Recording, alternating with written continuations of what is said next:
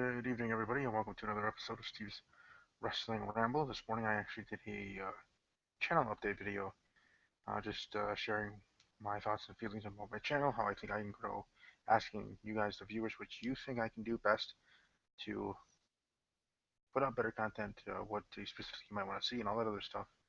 So definitely check that out if you want to find out a little bit more about me and about what I want my channel to be as well. Also, on a serious note, uh, for my friend and co-host of Main Event Marks, uh, Cologne. Him and his family are going through a situation right now.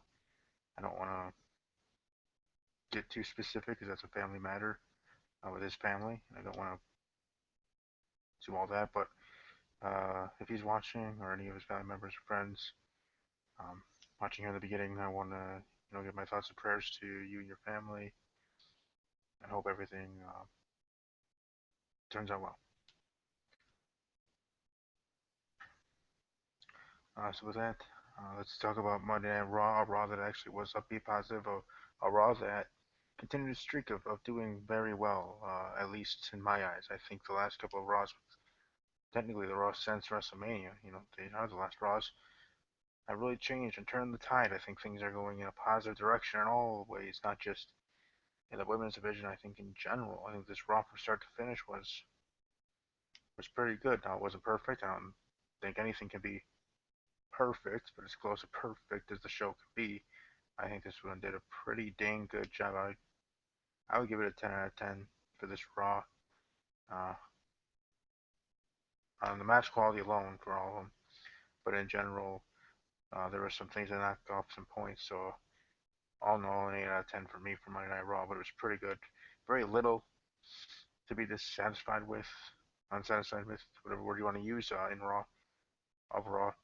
The use of the guest host was pretty good. Usually when you have guest hosts, whether it's Dr. Phil or anybody else, usually you worry that it's going to be bad, not just because of the individual, but how WWE books the guest, and either usually in a long segment to start Raw or whatever, that it's just drawn out and it's not used properly. But I think this week with Dr. Phil, he was used in the right ways to further a storyline, specifically with the WWE Women's Champion Charlotte and her father Ric Flair, and that dichotomy there, having Dr. Phil part of that, and even that brief moment in a backstage segment with the Golden Truth, with R-Truth and Goldust.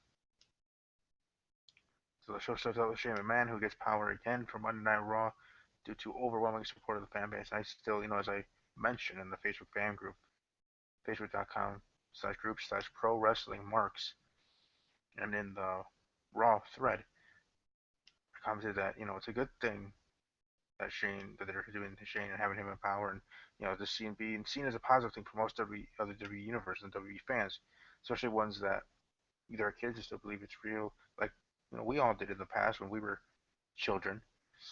It just was what it was, not pretend it was something else. But for those type of fans, the mainstream fans, um, I think for them, they could really hold on to this and say, oh yeah, Shane is being this catalyst of change and Raw, even though we all know, for those that cover WWE journalists and in general, that it's still his McMahon running the ship. But having a face authority certainly helps, because you don't want to have the quote unquote evil authority, the authority, Triple H and Stephanie, as heels. All this good stuff going on. You don't want them to try to gloat about it, which then also could hurt the superstars because they're being connected with those two on the main roster.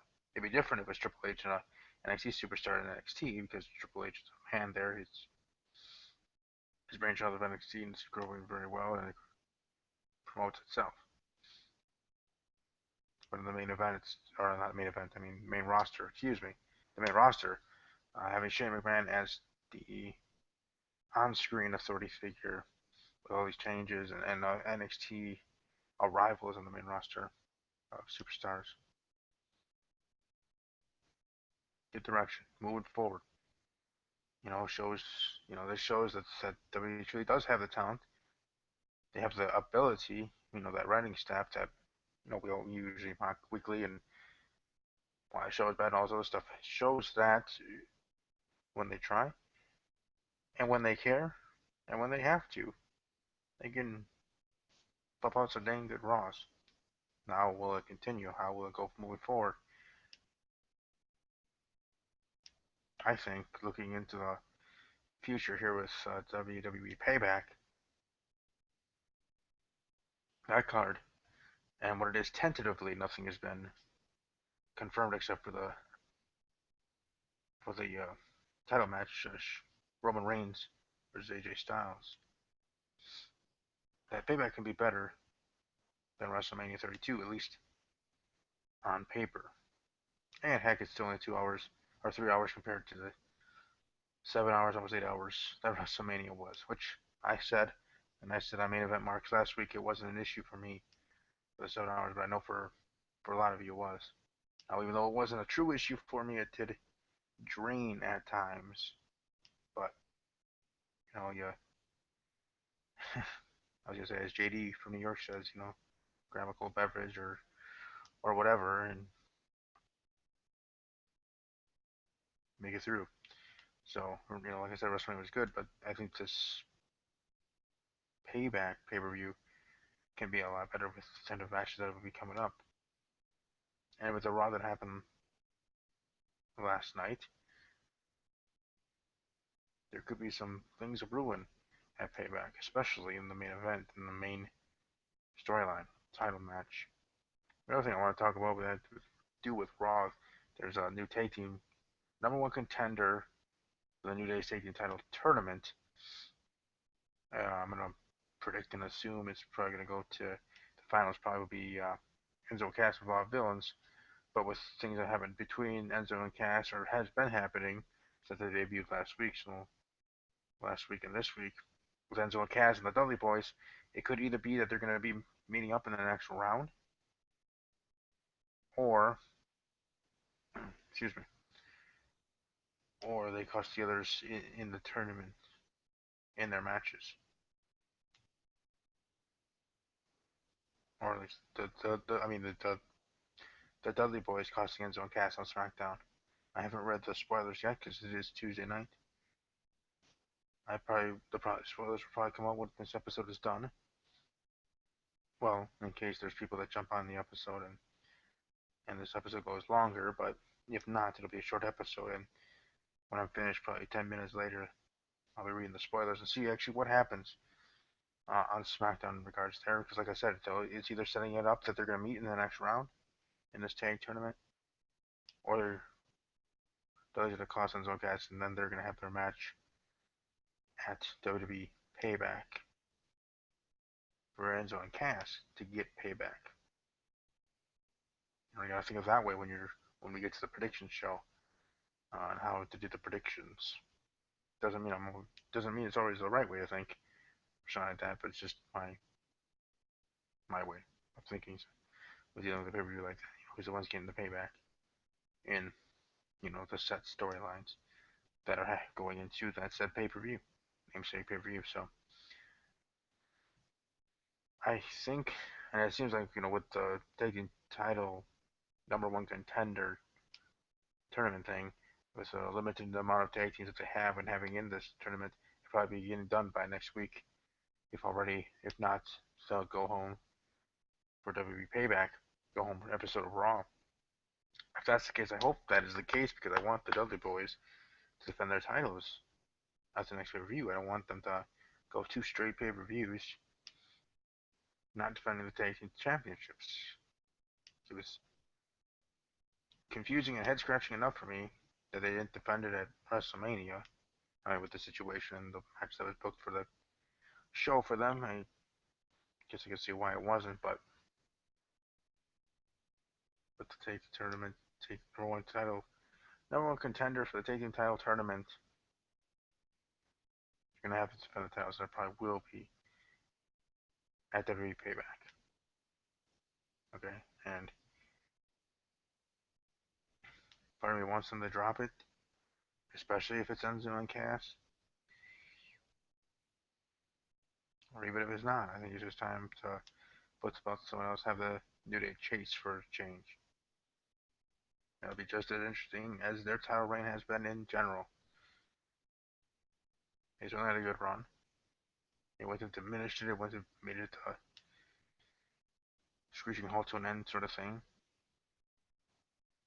I mean, you want to talk about somebody who get over it, that'd be Zack Ryder, who wins the Intercontinental Championship at WrestleMania in a ladder match, loses it the next night to The Miz, not even back to Kevin Owens, and now is out of the IC picture entirely because now, from Raw, there's Kevin Owens versus Cesaro for the contendership for that title. Cesaro wins, and now it will be Cesaro versus The Miz at WWE Payback. We're probably going to get Sami Zayn versus Kevin Owens. Tag team title match, Natalia versus Charlotte for the women's title. So, like I said, Payback's looking to be a pretty strong set pay-per-view. And this lead up to WWE Payback is certainly 10 times fold better than the booking and lead up to WrestleMania 32. Again, that's just my opinion.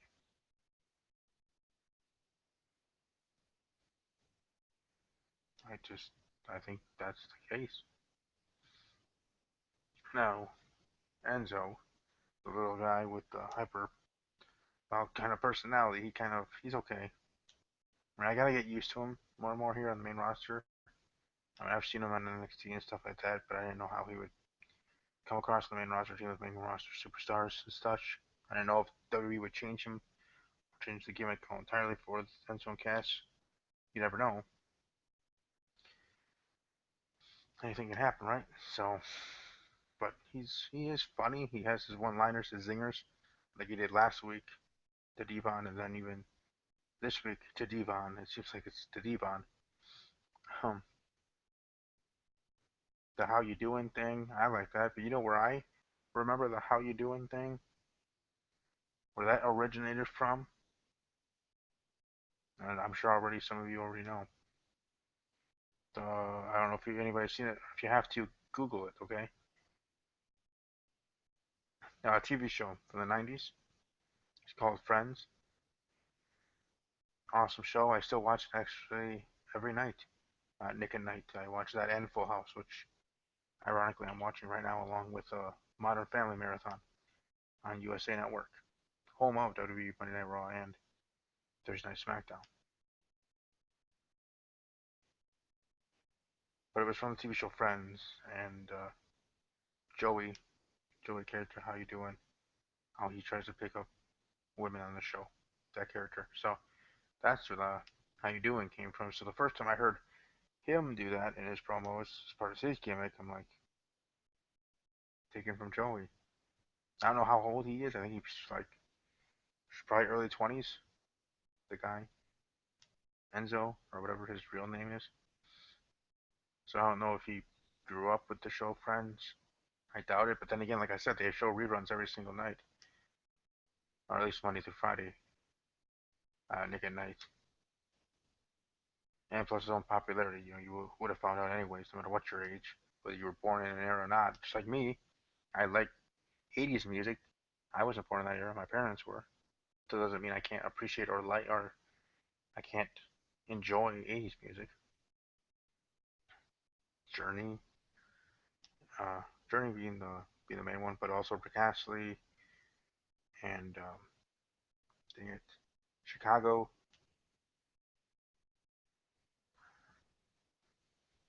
and some others, which I can't think of. But anyways, the point is that's where I first found that out from. But back to Monday Night Raw, like I said, great show, great moments. I think the funniest one was with Charlotte at the end of her title match. There with after she technically taps out and everything, her face and her expression.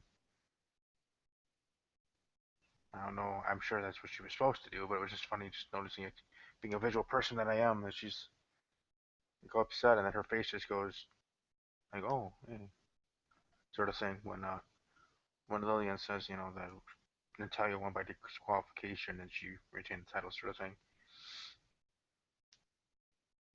I'm sure that was just part of the whatever, but I don't know. It was just something I noticed. I'm sure others as well. I don't know. I would like to see Natalia win the title, just like I would like to see AJ win the title. I would like to see New Day lose the title. I'd like to see a lot of title changes at WWE Payback. Will that happen? We'll see. Uh, Anderson and Gallows, they come to WWE. I mean, I didn't really cover that as a main thing. Bullet Club members, they're going to call the Balor Club, or call the Bullet Club, or the Bullet Express. They can be called whatever the heck WWE wants to call them. But we'll see if that gains any traction here in WWE. I mean, I know I talked about it on main event marks in the past and everything. I'm like, okay, good for them that they're going to WWE. Now we'll see what they're made of here in WWE on the main roster. Be happy that you're on the, in WWE in first place. And the second off, you're jumping right to the main roster in a way, not even having to deal with NXT. So that's number one on considering yourself lucky. Yeah, you might have earned it. You did great. The promotions you were part of in the indie scene, but this is WWE. It's number one company in professional wrestling. As the slogan was, or as the slogan is, whatever. It's where the big boys play. Well, AJ Styles is now in the WWE. He's doing pretty dang well. He's having no issues. Kevin Owens, formerly Kevin Steen, on the indie circuit, doing pretty good too. We'll see how these two. Now, whether they're actually going to be forming this Balor Club or whatever, we'll see. Or something that I was alluding to in the past. Maybe they'll just be a tag team, be another tag team. Have nothing to do about Bullet Club, Balor Club, what all this other stuff. If they'll just be a tag team, it won't be a big stable thing. It's just another tag team thing coming in. Now, the way they came in, or the way they debuted, was kind of like outsider esque, and I'm sure everybody else has said this too. And I'm sure everybody else noticed it because it's kind of hard not to. The way they debuted is like how National debuted in WCW, the outsiders and stuff. So, to each his own. I know my friends over at Main Event Marks, they like the Bullet Club. And it was really, I know they were really looking forward to whenever they debut. Maybe they agree with me, at least on the fact. Maybe they would at least agree with me on the fact that maybe they should have waited to debut Anderson Gallows until the pay-per-view, because maybe if they debuted them coming out of nowhere and oh my gosh and all the other stuff Michael Cole says, which is his job to do, but still, get involved in the title match and AJ Styles wins the title with their assistance. And they debut, and boom, bang, they're on the main roster, they're in WWE. Now we see what they're made of as a tag team and see how they do in the tag team division. Bada bing, bada boom, how are you doing? You know? But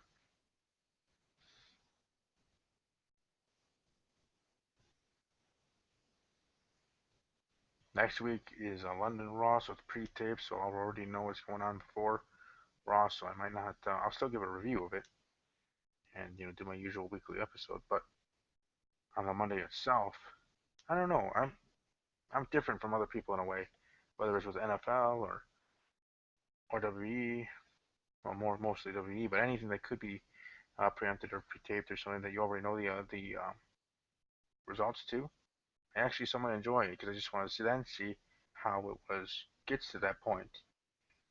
You know what the booking is and who wins each match or how each segment ended, but seeing it then played out on the screen on TV, sort of thing. So I like to read that stuff and see what happened throughout Raw, and then watch it when Raw is on TV. I'm just like, okay, cool. So I don't know. It's just my personal feeling of the thing. Now I won't spoil it for others when I'm on Twitter or excuse me on the group thing. If somebody else spoils it, that's on them. But I won't spoil it. I just, like I said, I'm the one that likes to read stuff and be spoiled and then find out what happened. Like I accidentally did. I didn't mean to, but accidentally found something on YouTube that spoiled me a little bit, or spoilers of a new episode that was on a Sunday night, I think. Yeah, Sunday night of Liv and Maddie, Disney Channel show Liv and Maddie with starring Dove Cameron. Because it actually was showing at ESPN Greeny, Mike Greenberg of Mike and Mike. He lent his voice as an announcer in that episode. Home Runner Rooney, I think it's called. The episode called Liv and Maddie, Home Runner Rooney.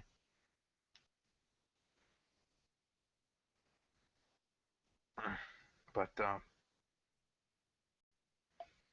yeah, I'm just trying to think of anything else to bring up that had to do with Raw. Oh, the main event: Bray Wyatt, Roman Reigns teaming up against the League of Nations. It was okay. I mean, it seems like the Wyatt family now are going face. I haven't been the biggest supporters or fans of the Wyatt family or Bray Wyatt, but also rest in peace, Dr. Hogan, the grandfather of Bray Wyatt and Bo Dallas.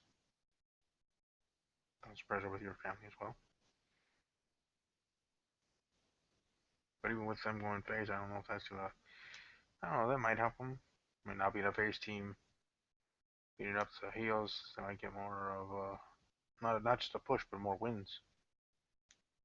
Which that's a whole nother debate. Does wins and losses really matter more than who are you in a feud with? But I guess that's a topic for another day, unless someone came on here and wanted to discuss that. But anyways, like I said, the main event was okay. Roman Reigns, they're trying to get him over again now with having the Wyatt family involved. I don't know. It could be interesting when we get to Payback. Because I think if this Wyatt family and Roman Reigns cohesion continues and actually becomes something in the future, that'd be kind of interesting. Yeah, just a thought. I mean, it'd be really interesting. Keep thinking with title match against AJ Styles if Gallows, Anderson, maybe if Finn Balor makes his main roster debut at WWE Payback, that one, that team, the Balor Club, or whatever they want to call themselves, and the Wyatt family with Roman Reigns. So first they come down, then Finn Balor comes down, and then you hear the Wyatt's theme, and you're like, what the heck? And so that'd be kind of an interesting showdown. The Wyatts and Roman Reigns against Balor Club. I'd enjoy that. That'd be very interesting to me for sure. Also, one thing before I leave this episode is that I am still looking for a co-host. I would like to have one for this show and my other show. I am going to be doing a Talking Package with Steve episode on Thursday, giving my predictions for round one of the NFL draft. That's coming up after my birthday, here in late April. Um, well, actually, my birthday weekend, but whatever. And we'll be doing that, so hopefully people are able to join in that episode. Also, give a shout out to Steve Credo and JB of Another Wrestling Podcast. You can check them out on Twitter at AWP or A Wrestling Pod, and then also online at anotherwrestlingpodcast.com. Check out their episodes; are everywhere. Stitcher, Podbean, iTunes, TuneIn, anywhere and everywhere that you can watch an episode. You can watch Another Wrestling Podcast. I know their episodes usually drop on Friday afternoon around. So definitely check them out because they're doing the thing. They are doing very well, and I know the last couple of episodes have been featured, not really featured, but part of how they called in for the WrestleMania one and their episode one, giving them congratulations. So I have technically been on their show in that way, but not actually, you know, letting my voice in that way been on their show yet. But like I said, check them out, anotherwrestlingpodcast.com, and on Twitter at a wrestling pod. For another wrestling podcast, Steve Credo, John Benjamin. So thanks to everybody that watched live, and those that will watch in archives. I will be having my next episode for my channel Thursday night. Talking Packers with Steve. Follow me on Twitter there at talking underscore Packers, here at WB underscore podcast, and in between, as always, on Wednesday night, I'll be on Main Event Marks with Cooter, Mike, and Cologne, and the guys there talking Raw, NXT, and anything else that's on our minds in regards to professional wrestling. So take care. Welcome to subscribe if you're not subscribed. Welcome to like the video, share, and all that other fun stuff. But above all else, take care.